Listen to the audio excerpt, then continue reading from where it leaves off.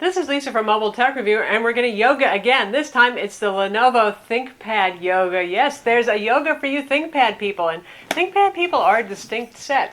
12.5-inch, thin, light, the usual magnesium alloy roll cage, sturdy, business ready. Some nice upgrades here from the Lenovo IdeaPad Yoga 2 Pro as well, and we're going to look at it now. So this is the Lenovo ThinkPad Yoga. Different from the IdeaPad line of yogas, this has the usual ThinkPad build quality and feature set that you've come to expect if you're a ThinkPad person. For those of you who don't know what those differences are, you get a much sturdier design. ThinkPads are famous. You see people on airplanes drop them and just laugh and say, "Ha, I do it all the time." Inner metal roll cage, metal casing on the outside. Very, very sturdy product. 12.5-inch display, IPS Full HD 1920 by 1080. That is standard for the ThinkPad Yoga. You can get it with a Wacom digitizer and Wacom pen, or you can get it without. Available both ways. And if you do get it with the pen slides into the casing right over here where we have a little blank. This model does not have the Wacom digitizer. We're hoping Lenovo can get us a copy that does have Wacom digitizer as well, so we can cover that particular feature. But Wacom pens are generally favored by artists because you get support in Adobe Photoshop for pen pressure sensitivity, and beyond that, obviously it works very well for note-taking too. Intel Haswell 4th generation Core CPUs inside. As you can see, it's a pretty thin design, 0.74 inches, which is 19 millimeters. Lenovo says it weighs 3.5 pounds. Our scale says 3 pounds 7 ounces, which puts it just under that. Compare that to 3 pounds and 1 ounce for the Lenovo IdeaPad Yoga 2 Pro, so a little bit heavier. If we look at ports, that's one of the things you're going to get with a ThinkPad, generally speaking, is a better selection of ports than you will on an IdeaPad. Here we have a USB 3.0 port. Combo audio jack right there. This is the rectangular connector for the power adapter plus Lenovo's OneLink port, and that gets to another point. For business users and those folks who need to use a dock, that's something that you get with a ThinkPad. You don't have that option with the IdeaPad. Of course, there's third-party docks. There's the lovely Belkin USB 3.0 dock, so you're not totally without help if you get an IdeaPad, for example, it doesn't support it. But Lenovo's $119 OneLink is a pretty nice product. And this plugs into the power port when you take out the rubber block like we did to expose the OneLink port, and then you plug the power adapter actually into the OneLink so you can power up through that. So on the front you get two USB 3.0 ports, a combo audio jack. Pretty compact and light, by the way. So you plug the power adapter in, full-size HDMI, Ethernet right here, two more USB ports. Power button up top looks just like the little ThinkPad button on ThinkPad laptops. So for those of you who need a docking solution and you prefer to get one from first party, that is the manufacturer, that's something you can do with your ThinkPad. Back to the laptop. Very sturdy metal hinges here. And on this side we have our power button, in case you're using it in tablet mode, so that's why it's accessible on the side. Volume keys here, in addition to the ones on the FN row up top. Rotation lock. Your 4-in-1 card reader right here. Another USB 3.0 port. You only get one USB 3.0 port on our Lenovo Yoga 2 Pro. Mini HDMI. I almost wish they went with micro, because everybody's gotten a micro HDMI cable to use with their smartphone probably by now, but this is mini, not micro, nor is it full size, obviously. Lock slot over here. Bottom panel affixed with a bunch of Phillips head screws here. None of them are hidden. They're all visible. If you take the bottom off, you have access to the battery should you need to replace it when it wears out. Obviously, this is not a swappable kind of battery design here. It doesn't have the bridge battery design that Lenovo ThinkPad X240 has and the T440S that we're going to review as well. But anyway, battery is sealed inside, 4-cell battery. Inside you have a 2.5-inch standard SATA hard drive. It's actually an SSD drive though, so you don't have to go running around looking for an obscure kind of SSD drive. It's one of those very easy to find aftermarket 2.5-inch drives that would fit in other laptops, 7mm height. Also, RAM is soldered on board in here. The wireless card is socketed and it is PCI Express Mini. It is not the new M2 form factor that Lenovo is using on other machines that they currently make. Kind of confusing that, but that is what it is. So this is a Yoga. What does that mean? Yoga opens up, standard laptop mode right there. You can use it flat. For those of you who find that appealing and useful, you can use it in tent mode and with any angle that you want, unlike the Lenovo IdeaPad Flex that really wasn't meant for tent mode because it stayed open very wide. This one you can get quite narrow with it if you want. Like so. Kind of a little bit weird, but there it is. There's our mode like that. And you can obviously use it in presentation mode like so. Screen rotates around and it knows. Now that leaves the keyboard exposed, doesn't it? Just like with the Lenovo Yoga 13 and the Yoga 2 Pro. Well, if you notice something happened over here, the keyboard surround over here this is their what they call their lift and lock keyboard. This raises up to be almost flush with your keys right here, and the keys are locked whenever you swivel this out of laptop position. So yes, you still feel the keyboard against your lap and against your fingers if you're using this on your lap, but you don't feel the squiggly keys moving around, and you get the sense that they're probably going to last a little bit longer with taking that kind of punishment. The trackpad still does move. That doesn't get locked down, however. So interesting thing, and you can actually see it happen. It's kind of subtle, but right now we have it locked and loaded, so to speak. And we're going to swivel our display up, and you'll see that, there it is. That keyboard surround is dropping down. Now you can see the key relief. Pretty cool. Speaking of key relief, as ever, excellent Lenovo ThinkPad keyboard here. Their AccuType keyboard is awesome. Best in the business. Now, because these machines keep getting thinner and thinner, we do lose some key travel. But it's still quite a lot for an Ultrabook. As you can see how much movement there is here. It's still very tactile, nice, damped keys. Fantastic feel. We got those smile-shaped signature Lenovo keys, shall we say. And this is their newer style keyboard. And right here, something Lenovo does that we really like, you can do an FN lock using those keys right here. So you can have this row either by default do the multimedia functions that are masked on here, or you can switch it so it does the FN keys by default. Nice to have that choice. Embedded arrow key over here, keys over here, page up, page down, oversized enter, and shift keys. Great keyboard. Trackpad, also great. Gone are the separate clickable buttons. Now we have that kind of unified trackpad that's pretty popular. Also awesome. You know, just about nobody can really approach the goodness of a MacBook Air or MacBook Pro trackpad. This is just wonderful to use. Single touch, multi-touch, nice amount of drag over here, very responsive. Weird things never happen. It's just a pleasure to use. So you've got your right click and left click embedded down here. You can even change those zones if you want and enlarge them. And up here, they do the same thing. This is the middle click with the little stipples, because you might want to use the eraser stick pointer. Again, for ThinkPad people who love this track point type pointer, well, it's still there for you, and these function as your buttons. This is a backlit keyboard, by the way, and as ever, you can use the FN key plus the space bar to control the backlight level. You got 2 levels of backlight plus off. So this ships with Windows 8.1, not 8, so you don't have to do that upgrade yourself. 64-bit, full Windows PC right here. Again, all the Metro goodness, but of course probably most of you, ThinkPad business user types that you are going to be using desktop mode most often, and there you have it. Again, 1920 by 1280 IPS display, 400 nits of brightness, Lenovo claims. And you know, often manufacturers make a claim about display brightness and it never measures up quite so much, but our Spider 4 Pro calibrator said it actually came in at 410 nits. This is retina burning bright. It is wildly bright. And that's good because it's quite a glossy display, so you need to combat reflections. Viewing angles are wide. Color saturation is quite good on this. It's not as good as the ThinkPad T440S, however, which has a really high color gamut display, or the Samsung T-Book 9 Plus, or the Sony Vaio Pro 13. Those have even higher color gamut, as does the Lenovo Yoga 2 Pro.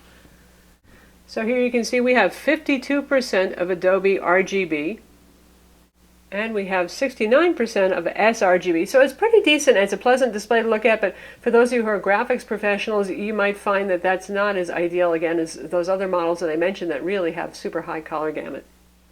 In terms of configurations, this machine is available with the usual 4th generation Intel Haswell ULV, or now called ULT CPUs. You can get the Core i5-4200U clocked at 1.6 gigahertz. That's a dual-core CPU, or you can get the Core i7-4500U, much as you would on many other competing Ultrabooks. You can get it with 4 or 8 gigs of DDR3 low-power RAM, and that is soldered on board. You can't upgrade it yourself.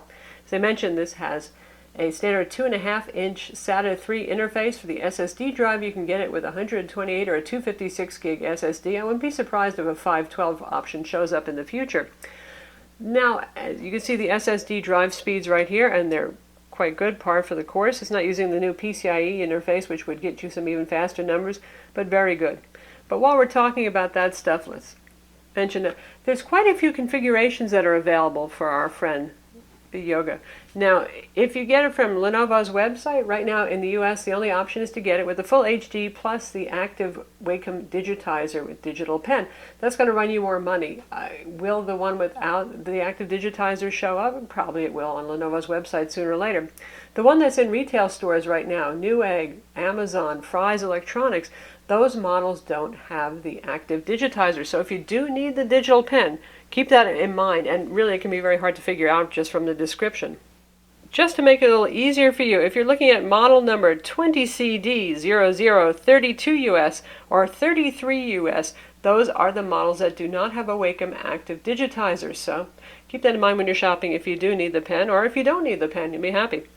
So the configurations that are available in stores, now keep in mind this is a ThinkPad. IdeaPads are all over at retail stores because IdeaPads are the consumer line. ThinkPad is still more the business line, so not as many stores stock ThinkPads. You'll find them in Fry's and in Micro Center, CompUSA, those kind of places. But anyway, for the ones that are available online on Amazon and via Fry's, that kind of thing, $1,199 gets you the Core i5 with 4 gigs of RAM and 128 gig SSD.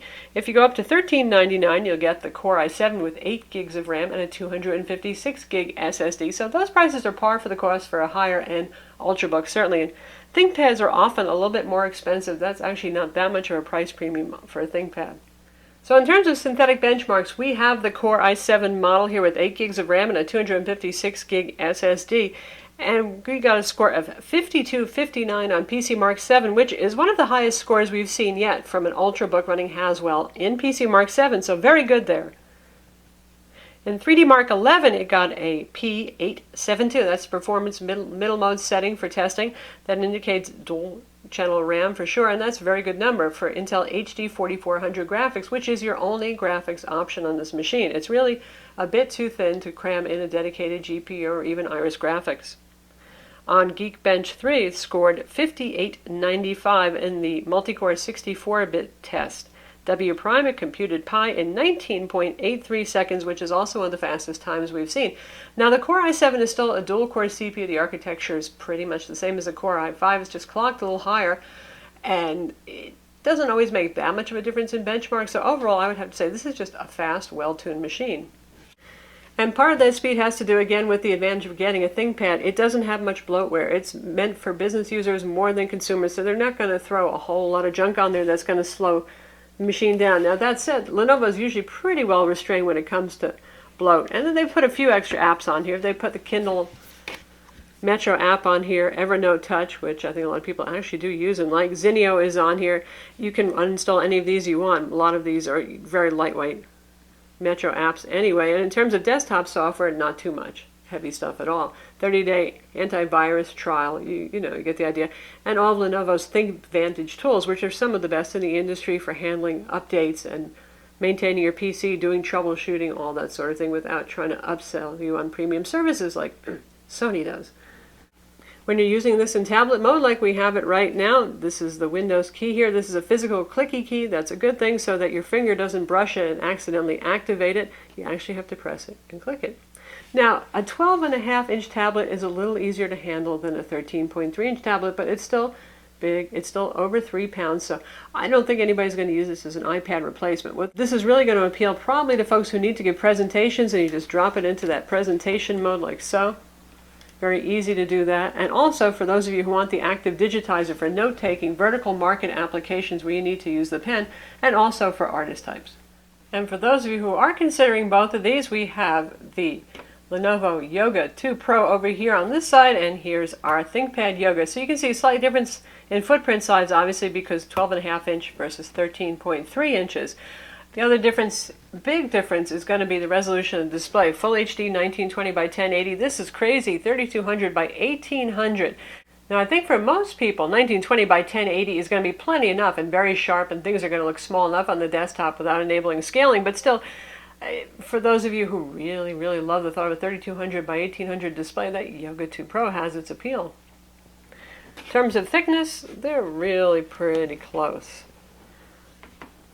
Yoga does a taper, so at the front it's going to be thinner. When you get to the back edge, it's still a little bit thinner, but not by as much.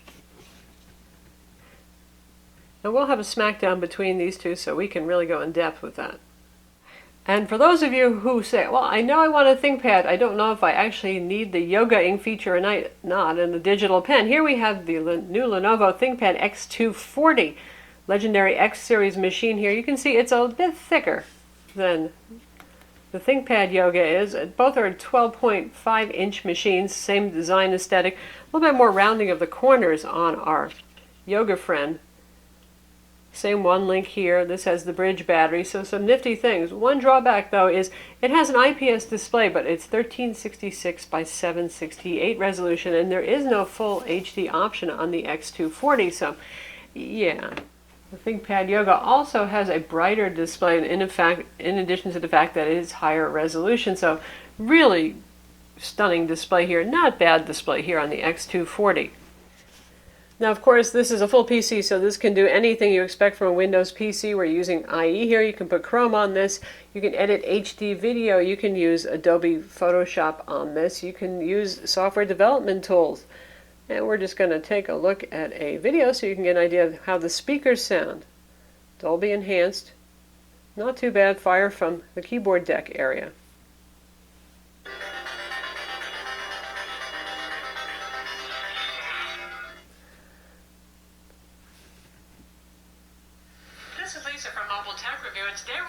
We're at 60%. Little brother, well, not little in size, but a little bit littler in price. This is the Lenovo IdeaPad Flex, and it too has a sort of yoga hit. So these speakers, they're not exactly rich and full, are they? It's loud enough, you can certainly hear it, but not a great multimedia experience. By the way, if you notice the screen flickering, there's nothing wrong with the machine, and the naked eye can't see that. It's just the scan of 60 frame refresh rate on a video camera can catch the on-off of the backlighting, and that's how LED backlit displays work. They actually turn the backlighting on and off extremely rapidly to control brightness levels. So how about battery life? Lenovo says that this battery is good for up to 8 hours of use time. That's a bit optimistic. Most manufacturers are a bit optimistic, and I find using this at 50% brightness, and given how bright it is, that's plenty adequate. With auto brightness turned on, because auto brightness actually works pretty well on this, and Wi-Fi on and active, I've been getting around 6.5 hours of use time. Now you can't swap a spare battery in because this doesn't have a removable battery, so if you need more juice on the road, for actual use time that is, I'm talking 6.5 hours, just keep that in mind. In terms of other amenities, this comes with Bluetooth 4.0, and with Wi-Fi you get Intel Wi-Fi 7260N, and your choice of either 2x2 single band N, or you can get it with dual band Wi-Fi AC, also an Intel 7260 adapter. I'm even surprised that they actually offer a single band option on this, and that's what we have here. The one that you get in retail stores with those part numbers that I mentioned, that does not have an active digitizer. It has the base level Wi-Fi, single band 802.11 BGN. But that's it. My God, the Wi-Fi is bulletproof on this thing. Granted, 2.4 gigahertz travels farther, but even when using a Bluetooth mouse, I didn't have any hiccups, and much stronger signal than you'll get from most laptops on the market today. It's nice because as laptops go for better and better power consumption numbers, the Wi-Fi range and throughput can be reduced, and here Lenovo has really kept it rock solid. Now sometimes we like to have fun, right? So here's Civ 5 we're running as a test, and you can see our display settings right here. We're going to go for full HD right here. Most details at medium, a few at low as well. Should be a good looking game, and the neat thing about Civ is it works with the touch screen.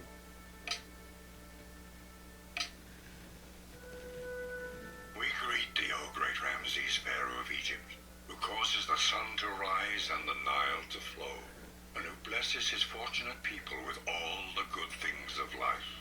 O great Lord, from time immemorial. And here we found that our city set up some research. Looks fine. You can pinch zoom. Speed is good on it, so very playable. So certainly for casual gaming, this is great. And even some light 3D gaming. Now, Battlefield 4, you're going to have to use really low settings if you want to play something like that on it. But these mid-level games in terms of requirements, they'll run fine. Okay, so ThinkPads have a reputation for being durable devices, but still, you kind of worry not just about the Yoga Hinge. The Yogas have been around for a while and they're doing okay, but this lift and lock keyboard here, how well is it going to hold up? Well, Lenovo says it's good for at least 100,000 rotation operations and lock operations. So that should be good for about as long as anybody would use the laptop. And knowing Lenovo, it's probably going to be good for longer than that. So I really wouldn't worry too much about it. It is pretty darn strong and durable stuff. By the way, because again, it's a ThinkPad, we have a keyboard that can take up to 500 milliliters. That's 2 cups of liquid spilled on it, and it has drain holes on the bottom. So if you haven't seen somebody do this before at a coffee shop where they accidentally spill something and they start shaking it out, it comes pouring out the bottom holes, well, yes, you can do that too. Now, that doesn't mean you can toss it in your swimming pool, but if you do have a little accident at the coffee shop, it's heartening to know that it might actually survive unscathed. So that's the Lenovo ThinkPad Yoga. It's just starting to become available right now. You might have trouble finding it in stores. As I said, it is available on Lenovo's website, and honestly, it's a great product for the money. Definitely one of Lenovo's better ThinkPads. I'm Lisa from Mobile Tech Review. Be sure to visit our website for the full review, and don't forget to hit that like button.